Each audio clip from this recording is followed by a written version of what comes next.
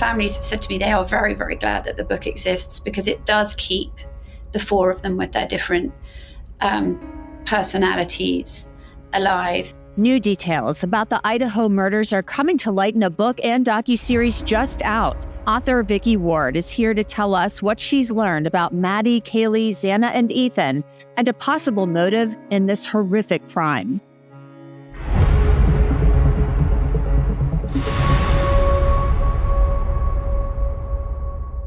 Welcome to Crime Fix. I'm Angenette Levy. In just over a week, Bryan Kohberger will be formally sentenced for the murders of 4 University of Idaho students that, by all accounts, he had no connection to whatsoever.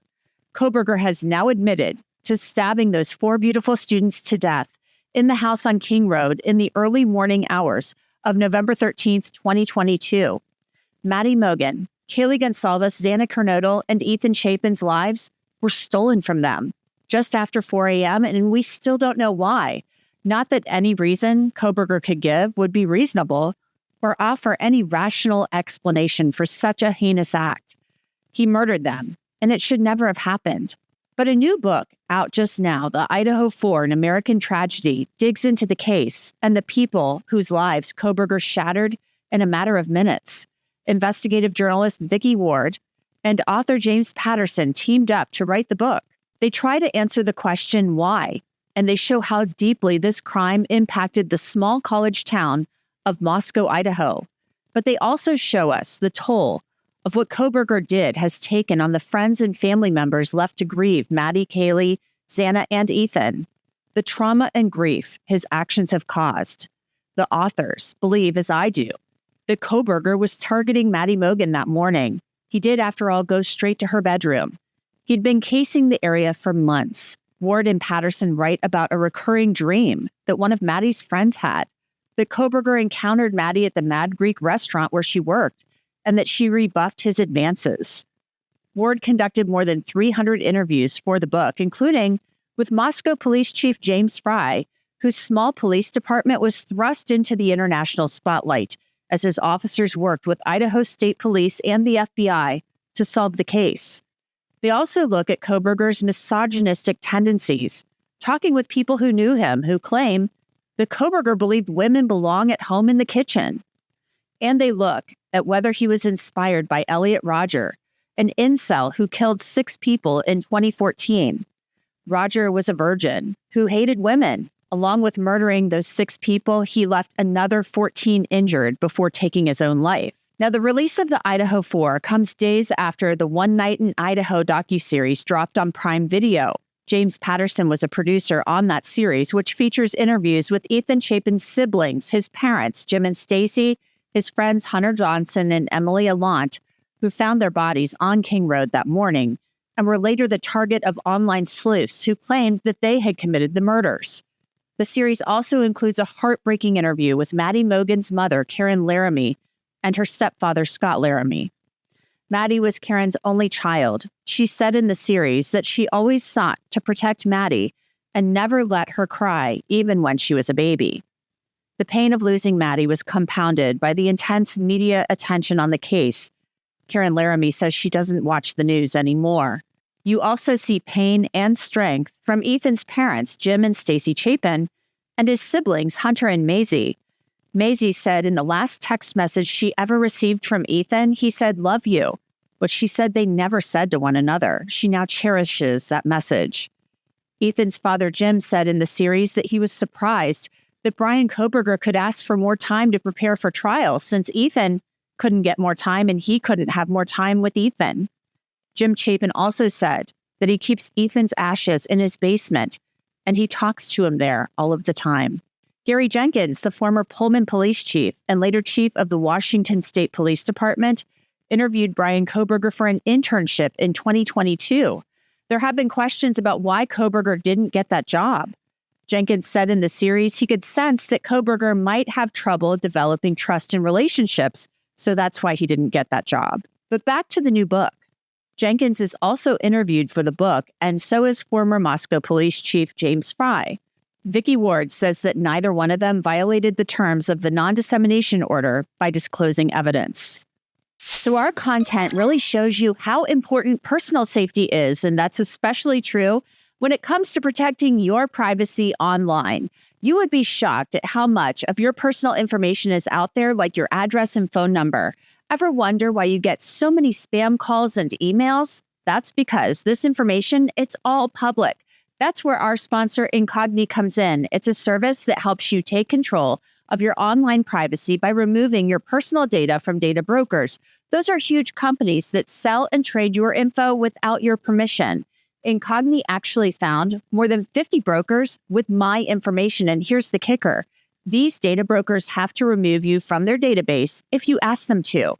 Now you're probably thinking, Angenette, who in the heck has time to contact a data broker?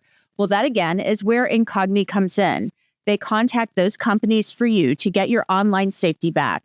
You don't have to do a thing, and then they alert you after the request has been completed. After signing up, I get virtually no spam now, so I highly recommend giving Incogni a try. Right now, anyone who uses the code CRIMEFIX at incogni.com/crimefix gets 60% off. That's code CRIMEFIX at incogni.com/crimefix for 60% off an annual Incogni plan. So I want to bring in Vicky Ward to discuss her fantastic new book, The Idaho Four, An American Tragedy. Vicky, thank you so much for coming on. I want to ask, first of all, why you decided to write this book, because this is definitely a departure from what you're usually focusing on in your work. So, well, thank you, Angenette, for having me. You're right. This is a departure for me. This book is personal. I was drawn to this story because I have two 22-year-old twin sons who were both in college at the time of the murders, and they are the exact same age as the victims. And so, as you will probably remember, the murders took place right before Thanksgiving in 2022. And I remember that when my own sons came home for Thanksgiving that year, I really sort of couldn't get what had happened out of my head. And I kept wondering what the Idaho Four's families must be going through. And then the weeks ticked on.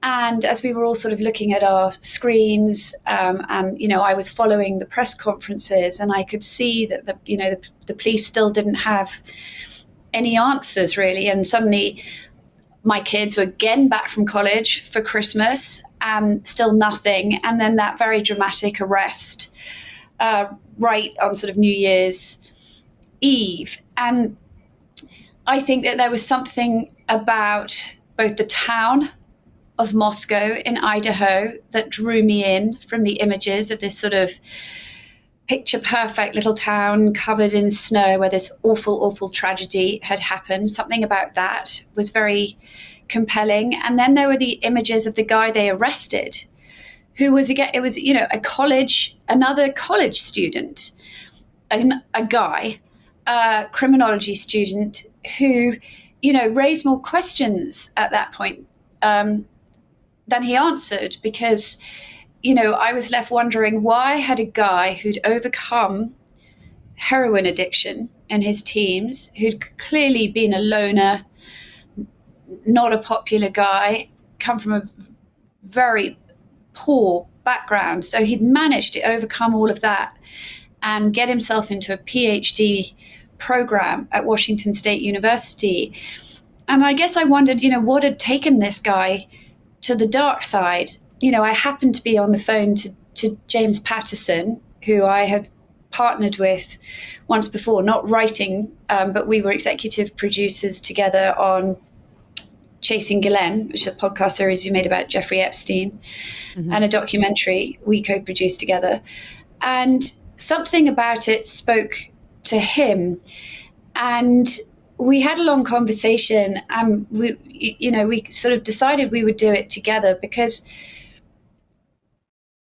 I did think that Jim's narrative storytelling was the right way to try to tell the story of what had happened in Moscow, Idaho. He said to me at the beginning, right, we're going to we're going to make the reader feel like they're there. They're in Moscow at the time of the murders. This is going to feel close and emotional and personal. And we're not going to report this and write it as from 40,000 feet, like we were, like perhaps some of my other books have been written with deliberate distance. In this book, there is no distance, and that's deliberate. We wanted the reader to feel what it was like if you were the victim's parents, if you were the victim's friends, if you were the police chief, if you were the mayor, if you were the coroner, if you were a local journalist, if you were the other students. We wanted to draw you in and make you feel what it was like to be part of that community, which got absolutely pulled apart during the murders. And people might there's no reason they would know anything about that sort of subplot in the book, but it is the story of a community. And that is what happened. I know you've been to Moscow more times than I have, but when you go there, I was there in December and January of 2022 and January 2023. It was a huge wound that had been opened into that community. People were suffering, and they felt very kind of like almost assaulted by the spotlight placed on their kind of beautiful, idyllic little town. And I felt so that. On so many different levels, Angenette. The police chief, James Fry, police chief at the time, who I got to know very, very, very well, were very unhappy about the fact that because the weeks ticked on, the police appeared to have no answers, that he felt, he was aware that his small police department, which only has about 24 people in it sort of looked incompetent.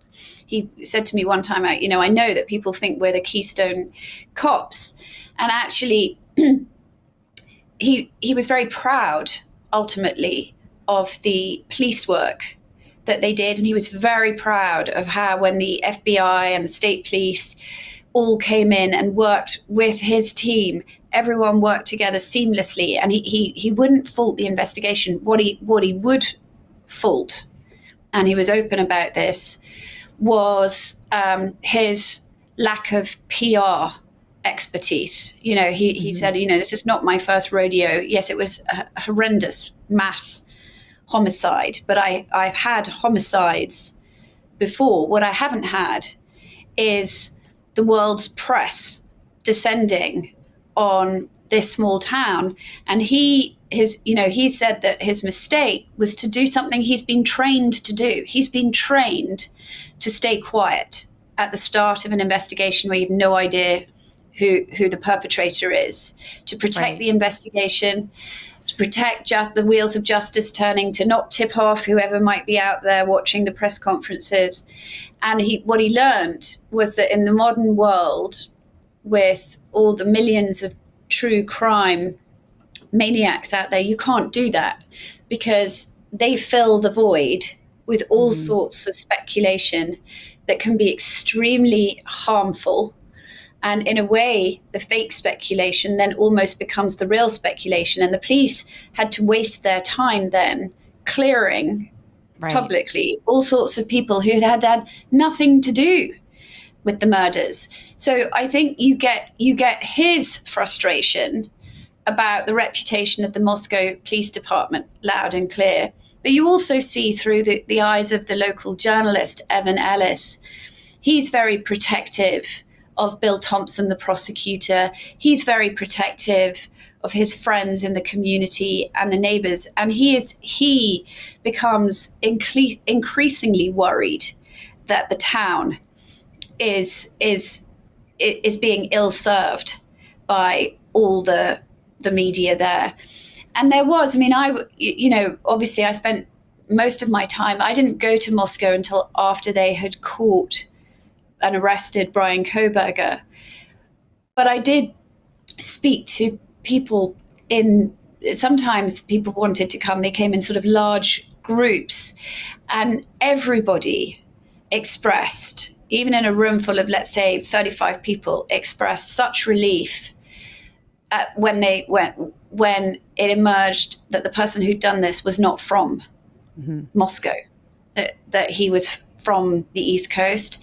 Huge relief that this evil hadn't come from amongst them, because they all know each other. And there's this terrible moment where, in that 6 week period where nobody knew what had done it, people started looking at each other's arms for knife wounds. I want to go back to something you mentioned earlier, about Bryan Kohberger, and the fact that that's one of the most, not the most, but one of the most stunning things about this, the fact that he had overcome challenges such as heroin addiction. He had shed that weight, he was getting his PhD. This is somebody who had some level of promise. And then this, he does this. Have you been able to piece together through your investigation of this case what you believe to be the motive in this case? I mean, I know what I think it is and what my theory is, but what do you think the motive was here? Well, I think it's complicated. I do go back into his formative years, and it emerges that despite actually decent parents who did their best, he is a complicated loner, and he's manipulative. I do have these scenes becoming addicted to heroin. He's very clever how he manipulates his only friend's mother to tell him into when she's not going to be at home to go see her son who's in jail for the first time, having been arrested for the first time for drugs possession. And he uses that window of time to break in to the house of a woman who'd been nothing but kind and generous to him. So you have that scene. And you have another scene where a former Navy SEAL becomes convinced that this young man who's a friend of his son, they're playing airsoft in the woods outside his house, is actually stalking him in order to steal knives and jewelry and prescription meds from him. So you get the sense of someone who's calculated. You also get the sense of someone who's fascinated and is noticeably interested and innovated in his psychology classes as he gets through his addiction problems. He goes to DeSales and he majors in psychology. He learns about serial killers. He learns about this spree killer, Elliot Rodger, who was an incel, involuntary celibate. We also see Bryan Kohberger, even though he seems to be flourishing academically and interested in class, he has no friends. He makes a nuisance of himself at a local bar to the point that he's chucked out.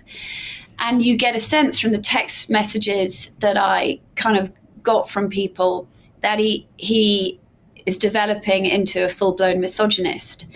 And what I think you then see in the book is by the time he gets to Washington State University, his views of women are heinous, and also things that he seems unable to keep to himself.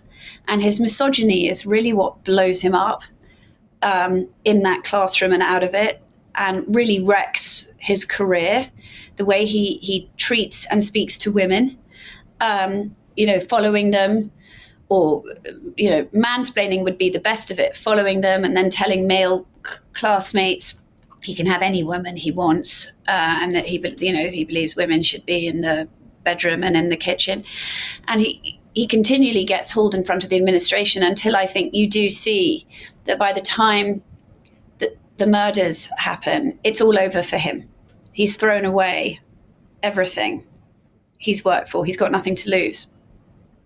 I mean, what do you think, Angenette? I agree with you. I think that he does have some type of, I think he is a misogynist, but I think that he targeted Maddie. That's always been my, I think Maddie was his target. He didn't expect Kaylee there. I think that he wanted to commit some sort of sexual assault and murder, and Kaylee being there, awakening, upset his sick plan. And then Xana and Ethan, sadly, I think, were killed because Xana saw him. I mean, that is my kind of theory. Hopefully that's what you get from the book. I mean, definitely, Emily Allant, who was Xana's best friend, there's a chapter which is a dream. She and I talked a lot about, how to sort of capture her fears in a way that readers would really feel them too.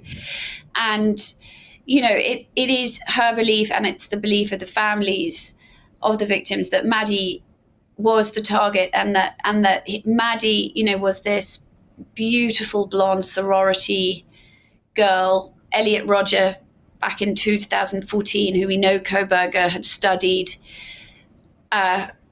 talked about wanting to take revenge on his childhood blonde sorority, childhood friend Maddie, who was also in a sorority.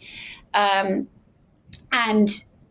Emily believed that, Maddie was always turning down guys when she was waitressing at this restaurant, the Mad Greek, which sold a lot of vegan food. We know Kohberger was a vegan. And so Emily's best guess is that,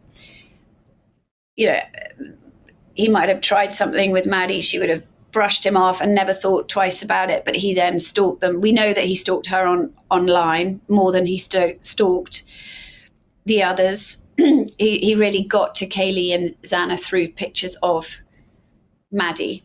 And I know, because I drove in his footsteps, as it were, and I sat in a car where he would have sat if to look into that house. And there's only, you can see the deck and the main living room, but there's only one bedroom you can really see from the road, and that is Maddie's. And he would have known it was Maddie's because she had her name in the window and she had these pink cowboy boots, and she didn't think twice. I mean, one of their neighbors and friends told me that Lexi, her name, she would often walk to her car in the evening, and the house was all lit up, and she would smile to herself because she would see Maddie in the window at her vanity, putting on her makeup, curling her hair, never dreaming that somebody would be staring at her from the road, stalking her with,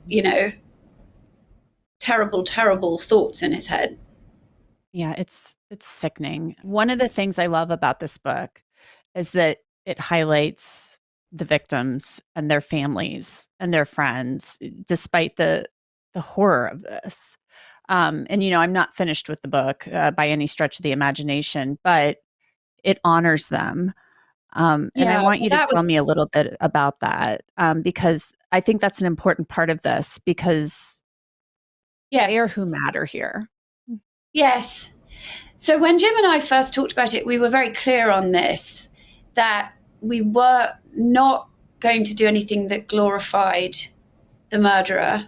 That is a risk in sort of the true crime genre, that we were going to try to resurrect Maddie and Kaylee and Xana and Ethan, and we were really going to try and take the reader into their lives and their personalities, their hopes, their dreams, their fears, in a way so that the book means that they'll never be forgotten. And I think we were able to win the trust of the families because of that. I mean, and the families have said to me they are very, very glad that the book exists, because it does keep the four of them with their different personalities alive. I mean, when Jim and I talked about doing the book we had in mind was In Cold Blood by Truman Capote. We wanted to do a fact. I mean, that's had questions about whether or not it's factual. We wanted the book to be very, very